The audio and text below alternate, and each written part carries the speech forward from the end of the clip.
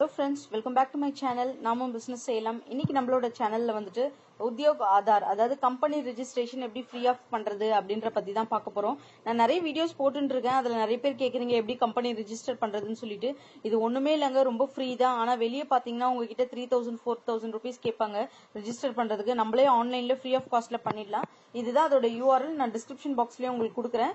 இப்போ இதுல என்ன பண்ணணும்னா ஆதார் நம்பர், அதுக்கப்புறம் நேம் ஆஃப் ஆண்டர்பிரனர் அப்படின்னு இருக்கு இல்லைங்களா, இங்க உங்களுடைய ஆதார் நம்பர் கொடுத்துக்கோங்க. இந்த இடத்துல வந்துட்டு ஆதார்ல என்ன நேம் இருக்கோ அந்த நேமை வந்துட்டு இங்க கொடுத்துக்கோங்க. சோ அப்படி கொடுத்ததும் வேலிடேட் அண்ட் ஜென்ரேட் OTP அப்படின்னு கொடுங்க. அப்படி கொடுத்தீங்கன்னா வந்துட்டு உங்களுக்கு வந்து OTP என்ன ஆதார் கார்டுல நீங்க நம்பர் கொடுத்துருப்பீங்க இல்லைங்களா, மொபைல் நம்பர், அந்த OTPல வந்துட்டு வந்துரும். அந்த மொபைலுக்கு OTP அதை நீங்க என்டர் பண்ணணும். இங்க என்டர் பண்ணி சப்மிட் பட்டன் கொடுங்க. கொடுத்தீங்கன்னா வந்து உங்க ஆதார் வேலிடேட் ஆயிடுச்சுன்னு வந்துடும். நான் ஆல்ரெடி பண்ணிருக்கேன், அதை நான் உங்களுக்கு காட்டுறேன் பாருங்க. நான் ஆல்ரெடி வந்து நம்பர் கொடுத்து வேலிடேட் பண்ணிக்கிறதுனால வந்துட்டு your Aadhaar has been validated successfully, you can continue Udyog Aadhaar registration ப்ராசஸ்னு வந்திருக்கு. You have registered one MSMEs, click on number to view previous application or view acknowledgement details இருக்கு. நான் ஆல்ரெடி என்னோட கம்பெனி ரெஜிஸ்டர் பண்ணிருக்கிறதுனால இந்த மாதிரி எனக்கு வருது. நீங்க நியூவா பண்ணீங்கன்னா ஜஸ்ட் இந்த மாதிரி கீழே இருக்கு இல்லைங்களா டேப், இது மட்டும் தான் உங்களுக்கு வரும். இப்போ ஃபர்ஸ்ட் வந்து ஆதார் என்டர் பண்ணும், அதுக்கப்புறம் ஆதார்ல இருக்க நம்ம நேம் என்டர் பண்ணும். தேர்ட் பாத்தீங்கன்னா சோஷியல் கேட்டகரி. சோஷியல் கேட்டகரின்னு பாத்தீங்கன்னா ஜென்ரலா இல்ல SCயா STயா OBCயா என்ன உங்களோட கேஸ்டோ அதை என்டர் பண்ணிக்கணும். இங்க இந்த இடத்துல பாத்தீங்கன்னா நீங்க வந்து கரெக்டானதை என்டர் பண்ணுங்க, அப்பதான் நமக்கு நிறைய சப்சிடிஸ் எல்லாம் கிடைக்க வாய்ப்பு இருக்கு. SC ST அந்த மாதிரி கேஸ்ட் எல்லாம் இருந்ததுன்னா. நெக்ஸ்ட் பாத்தீங்கன்னா வந்துட்டு ஜெண்டர் வந்து மேலா ஃபீமேலா அப்படின்னு நீங்க செலக்ட் பண்ணிக்கோங்க. அடுத்தது பாத்தீங்கன்னா பிசிக்கலி ஹேண்டிகேப்டு, அதாவது நம்ம வந்துட்டு ஹேண்டிகேப்டா இருந்தா எஸ், அப்படி இல்லைன்னா நோ அப்படின்னு கொடுத்துக்கலாம். அடுத்தது பாத்தீங்கன்னா சிக்ஸ்த் நேம் ஆஃப் என்டர்பிரைசஸ், உங்களோட கம்பெனி நேம் என்டர் பண்ணிக்கோங்க. என்ன டிசைட் பண்ணிருக்கீங்களோ என்டர் பண்றதுக்கு அந்த நேமை வந்து இங்க என்டர் பண்ணிடுங்க. ரிலவெண்டா என்டர் பண்ணிக்கோங்க. உங்களுக்கு நீங்க எப்படி சூஸ் பண்றீங்க, இப்ப BPO கம்பெனிஸ் இருந்தா BPO கம்பெனி ரிலேட்டடா, இல்ல கஸ்டமர் சப்போர்ட்னா அந்த மாதிரி, மேனுஃபேக்சரிங்னா அந்த மாதிரி, சர்வீஸ் இண்டஸ்ட்ரினா அந்த மாதிரி. சோ அதுக்கேற்ற மாதிரி நேம் வந்து நீங்க செலக்ட் பண்ணிக்கோங்க. அதுக்கு அடுத்தது பாத்தீங்கன்னா டைப் ஆஃப் ஆர்கனைசேஷன், இதுல வந்துட்டு ப்ரொப்ரைட்டர்ஷிப், நான் ப்ரொப்ரைட்டர்ன்றதுனால இதை செலக்ட் பண்ணிருக்கேன். நீங்க பார்ட்னர்ஷிப்பா இருந்தா நீங்க பார்ட்னர்ஷிப்னு செலக்ட் பண்ணிக்கலாம்.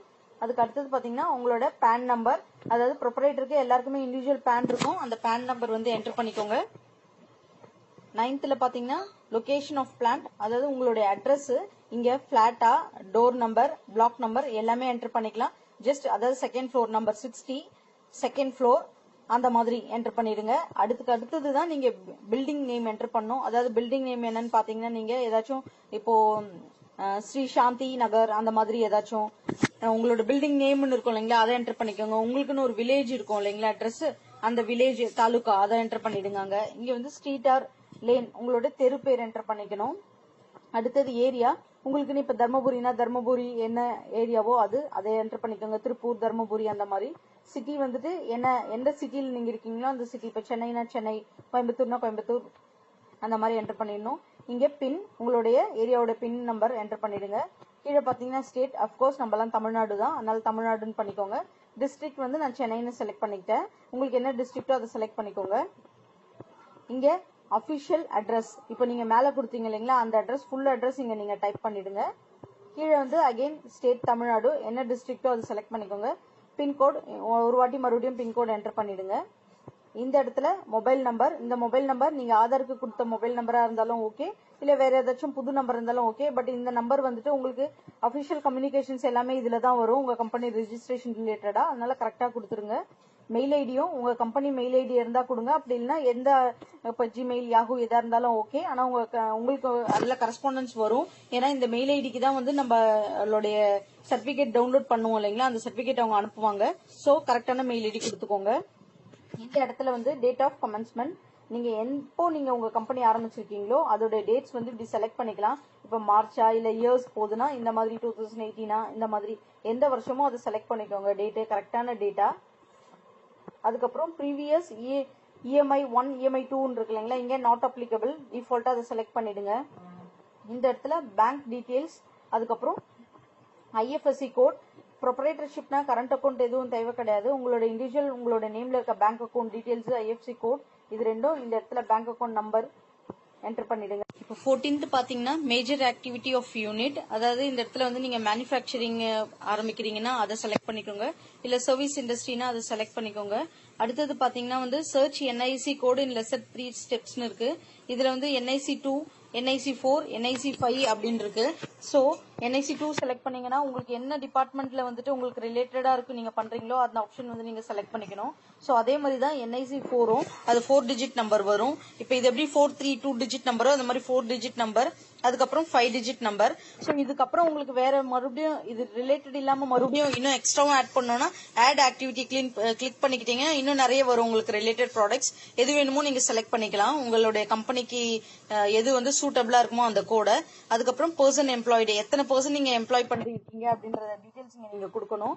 ஸோ அந்த ஒரு 20 பீப்புளுக்கு மேலனா as usual நான் சொல்லியிருக்கேன் இஎஸ்ஐ பிஎஃப் அவங்களுக்கு எடுக்கணும். 20 பீப்புளுக்குள்ளனா அது நமக்கு தேவை இருக்காது.